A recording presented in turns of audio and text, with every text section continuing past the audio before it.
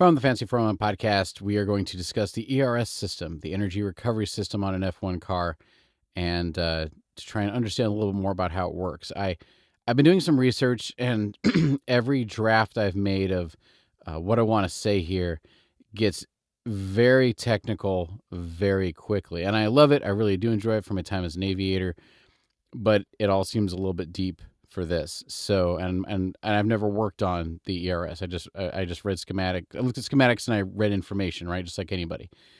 So I'm going to sum it up in some very basic things that will help us as fans understand what's going on the track. So basically, the ERS is something that is specific to these hybrid technology Formula One engines that the reason of it is to make the car go faster at certain times.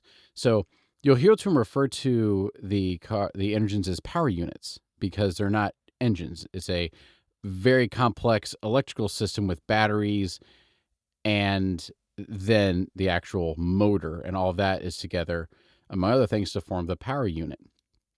So this is part of that, and there are three main components, really two main components, but three main components.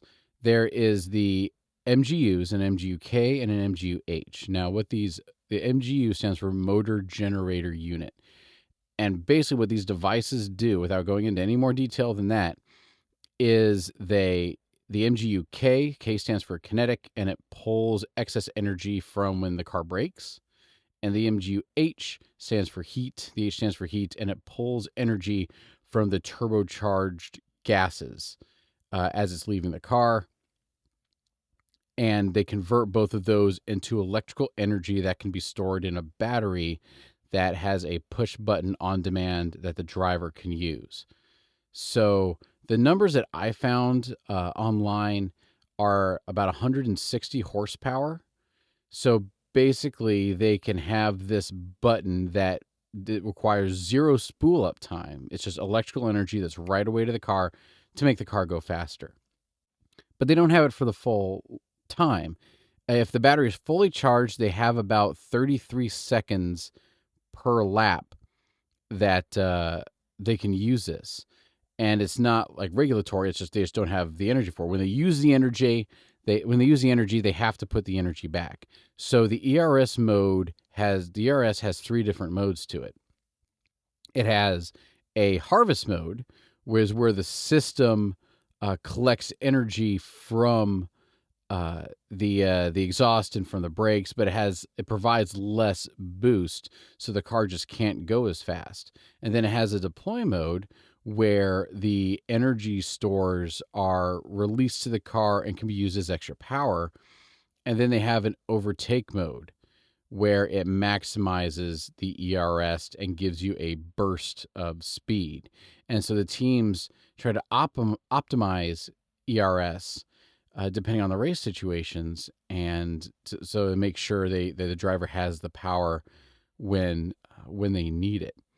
So the ERS mixed with combined with the drag reduction system that we discussed in another episode, it really gives the driver at control several options to either, if they're fine with energy, they can harvest it, they can keep the car at station keeping, or if they need a boost, they can do it. But the important thing for us as watchers, as viewers, is to watch when these critical moments, because if the driver has used up their battery, or their battery isn't charging, and they're about to be passed, or they're trying to pass somebody, they might not be able to go into harvest mode, reduce their power, and charge their cars. I'm not sure. I need to do more research about how much the performance of the car is truly inhibited in harvest mode. From my research, it doesn't seem like it's a reduction in power. It just seems like they don't have that power available. It seems like they can, if they're just doing standard strong racing, they can have it be in harvest mode. But then as soon as they're wanting to push and stick with it, it's a dynamic time, they can go into deploy mode, and the energy store, it just kind of, it doesn't store the new energy. It deploys it, and then if they want to go to overtake, they can get as a strong boost. Well, That is our little quick dive into the ERS. Be sure to check out the rest of our content and get caught up on all things before the teams lock. Cheers.